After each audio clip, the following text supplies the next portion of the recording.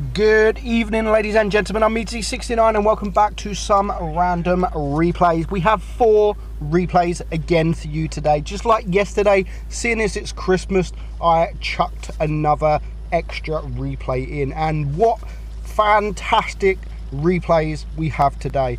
The first one's probably the best one, and it's probably from one of the most OP players in the game. This player is just absolutely amazing, and I personally don't really know anyone that's as good as him. Now watch this shot, just boom, 959 HE damage. So we are actually watching myself, and we're in the object 268. So yesterday we showed an object 268 in this position, and because of that replay, I watched the replay, I thought, you know what, I'm going to play the object 268. And it wasn't because of that replay I played the object 268, but it was because of the map. I got into the map and it's just like, hang on, I've just seen this replay, let's go do what he does. And it actually really works. So it is canyon and we are in the middle, and we're not capping just yet. And the reason we don't want to cap, I mean, not just because there's all tanks over there, is at the moment we are almost level on supremacy points. And this last week or so, I've been having really good games in supremacy. One of them was in the VK 2801. It cost me 7 kills and just over 5,000 damage in a tier 6 game. Another one, which was this one, it cost me damage, and I rage on Discord. I showed the screenshot here, guys, look at this ace, and fucking supremacy, I'm going like, F you supremacy, why'd you do this to me, supremacy, fuck you motherfucker. So when I watched the replay back, all the replays that I watch and we win because of supremacy and I lose damage, is actually because of myself. It's because of myself, because I'm just stupid. I'm stupid. So me blaming supremacy, and it's basically my fault. So what we're going to do is, we're on 2,800 damage already, and we are losing teammates, and this is where I seize the opportunity to start capping base B. Even though we do have a cap, the enemy also have a cap, and they are winning on on guns, and it's going to get even worse. I mean, our object 140 over there goes to T54, so we're dying. It's now 3 versus 7. So I thought getting that cap would actually be vital. It's a 3 versus 7. Like, for God's sake, why wouldn't I cap? And actually, that was the correct move at the time. So we're now on 4,000 damage. We haven't been shot, and I'm going to play a bit risky there. I really wanted to take care of that grill, and I did, and it actually pays off because I didn't get shot in return. There's like 4 other tanks around there, and not one of them was aiming towards me. So the Bajetto now comes around the corner. He is going to shoot me once, but we are going to get that kill, and that pushes us up to 5,000 damage, and now we are winning on supremacy points.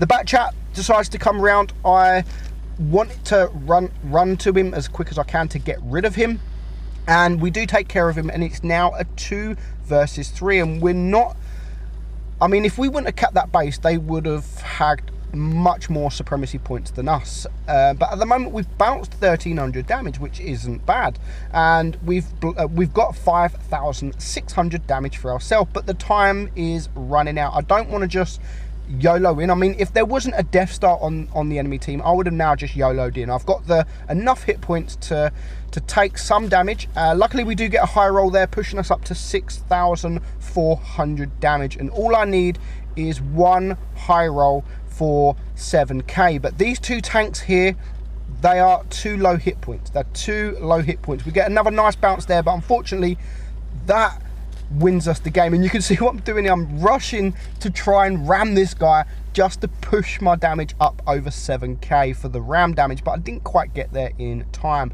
But still, 6,800 damage is still a respectable job. We would have easily won that without supremacy. The T57 I think was a 1-shot as well, but we could have easily got 7k damage easily.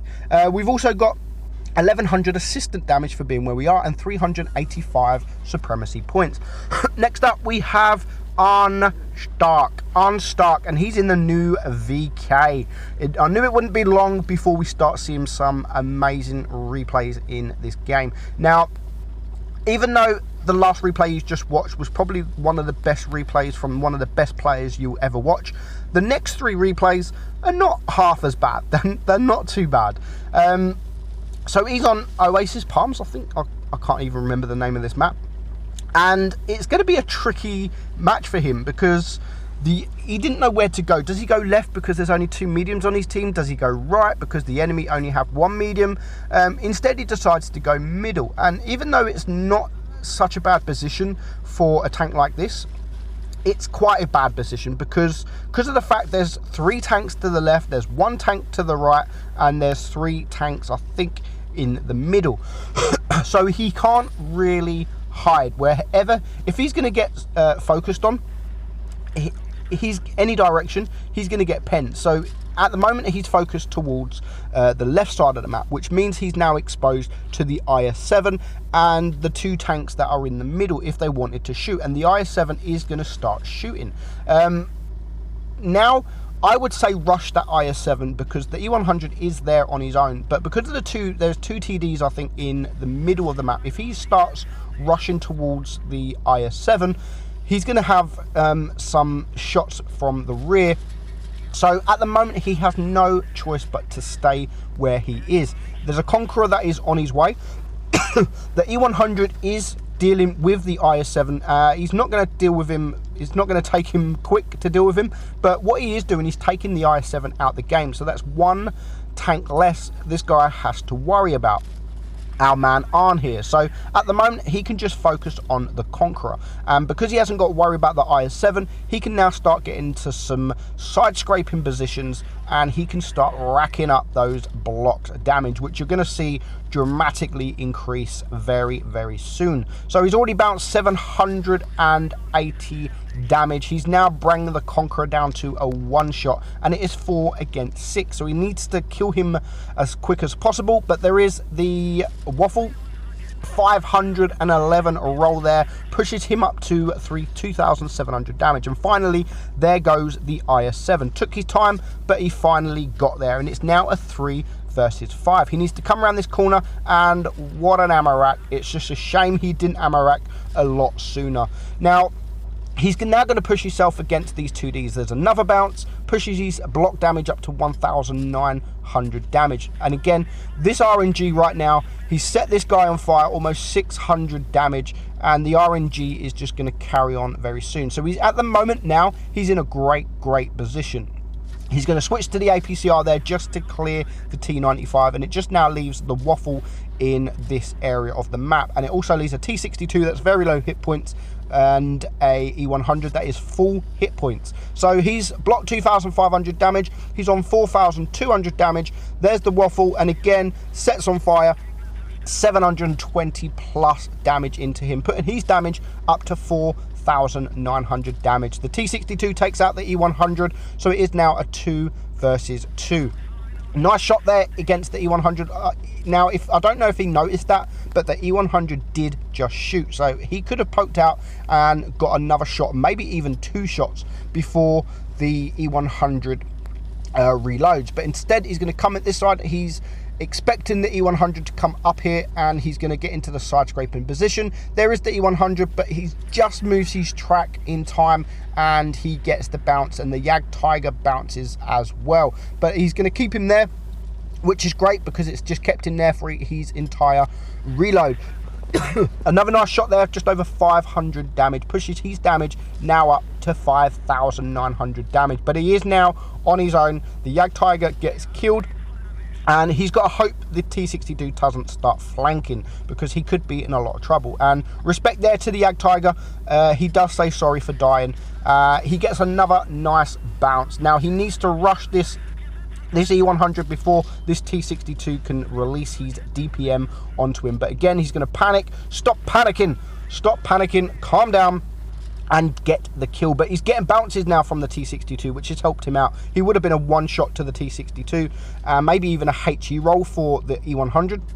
But he does take out the E100 for his 4th kill, now just leaving the T62. And again, the T62 only literally probably shot him once, but one-on-one with a T62 isn't the best tank you want to come up against in a 1 versus 1, because especially in this kind of position, because you've got buildings there, he can easily just keep circling, and the VK is not quick enough to get around. The only way around this is if the T62 fucks up, or if you just carry on going back, reset your camo and come in from a different direction. That's the only really, because you're not going to come around the building and chase the T62. I mean, the T62 is playing a fine game there. He almost got that shot. He almost got that shot. But the T62 gets stuck on the building. Thank you very much. 5 kills, 3,700 block damage, and he gets 7,565 damage. Probably the Hall of Fame at the moment in this tank. I haven't seen any higher damage. Maybe there is, maybe there isn't. 1,789 base XP. Well played, Arn. Thank you for sending me that replay in. Next up, we got a bit of VK100-01P, and we're going to watch Purple Grapefruit, and he is on the Mines map. Now, the VK, when it first came out, it was absolutely broken. One of the most broke tanks in the game. But Wargaming nerfed it a little bit. They nerfed the hatch on top, so it's now just an average tank. I mean, it's not the best tank in the world. It's not the worst tank. Now, those of you that think the Object 252 is OP, just watch that shot and then think again. I don't know how he penned that. He must have got the huge lower plate of that Object 252U, and he was going to go up the hill, but he thought, you know what, no, I'm going to go and get this Object 252U. I'm going to help my teammate here, because at the moment there is only 1 tank around this area of the map, so 2 tanks on 1 is better than 1 tank on 1. And the Object 252U is a very, very good tank. I don't think it's OP, but it's still a very, very good tank. And he decides to go, you know what, fuck it, I'm not going to wait, I'm just going to go, and he does get the bounce. Now, the Object 252, his name, he definitely needs to rethink of his name and maybe take off the front bit of his name. So, Not So Bad Dragon, take off the not, and then there we have you. So I don't think he even penetrates. I mean, almost, but the IS-3 takes him out. So now Purple Grapefruit is just going to go again. He's just going to go full YOLO mode. You know, I'm around here anyway, I might as well carry on. Lovely high roll there against the T54 lightweight, 575, the max roll you can get in this tank, pushing him up to 2,000 damage, and he's blocked 840 damage. But he's not stopping. He doesn't want to stop. He doesn't care that there's 3 or 4 tanks around this area. He just is going for the damage, and he takes out the lightweight. The standard B is now coming. He is going to take a shot from the waffle, which is could be a vital shot, because that now puts him on a 1 shot to that RHM Borzik, sorry. Gets a nice 500 plus roll HE into the standard B, and he can now turn around and hope that this RHM doesn't go for him. But the RHM goes for the T54E1 instead, but by the time he's reloaded, the RHM is just low hit points. And now, all of a sudden, it's a 2 versus 2, and he's on 3,200 damage. Now, again, there is a full hit point Type 61, and there is a very healthy Lerva on the enemy team. So he needs to be very careful. This shot there, somehow that actually bounced. I don't know how it bounced, but it bounced. Now the IS-3 decides to try and get a shot in return, and then decides to back up and think it's not a good idea. So the Lerva is the same. He's exposing himself, gets another nice bounce, and now the what am I doing? The IS-3 has decided it's best to start shooting HE. Funny enough, I don't know where he is getting that from, but he thinks it's good to shoot HE. And you're going to see, I think, 17 damage into the Lerva. Like, this VK must be loving it. It's just like, yeah, dude, keep firing HE. More damage for me, because I'm already on 4,100 damage. And there goes the IS-3. He does manage to take out the Lerva, and now should be the opportunity for the Type 61 to circle this guy. And it's a tier 9 tank. It's got good pen. It's got a good gun. There is no way he should be losing this against the VK, especially when the VK low rolls on the HE. But he just can't circle him. He just can't circle him. Purple Fruit is actually playing a very good game. He's going to use that tank now so the Type 61 can't circle him. He's going to use the HE to finish him off. 549 roll into him for the game. 4 kills, 1800 block damage, and he ends on 5,600 damage. Well played, Purple Grapefruit. Very well played. And 5,600 damage in a tier 8. Any tier 8 is a respectable amount of damage. So thank you for sending me that in. Next up, we have an E25. We've got Killer Zone 4456 in the E25, and he is on Canal. Now, this map could actually be perfect for the E25, but it all depends on what the team do, what your team do, and what the enemy team does as well. And the enemy team have got 2 mediums and a light tank, so they could come from this direction. However, his team have decided not to. They do change their mind. I mean, the Bulldog is in a great position. He wants to play as a TD for the day, and he's just going to sit up there. So at the moment, nothing is spotted. There is going to be a couple of mediums that is going to be spotted very soon. There's the Lycon, the first tank to be spotted on the enemy team. The Beast of the Week. Nice name, the Beast of the Week. Well, you're not going to be the Beast of this week because you are useless. So there goes the Cheetu. The Cheetu, I don't even know where he come from, but he's just been absolutely ripped apart. So now the T-34-85 is going to start pushing, the T-34-1 is going to start pushing, and there is also an SP-1C on his way. So as soon as he takes a shot, he is going to get spotted. But there goes the T-34-1. So he's going to get one more shot on the T-34-85, and he's going to back up, not taking any risks. Now he does have the SU-152 in front of him that has the ability to one-shot any of these tanks just like that, and that is one tank down. So now I would personally just rush this guy. We know that he's the only tank around this area, but he decides to stop, shoot the Tiger P on his way, and then he is going to carry on with his journey.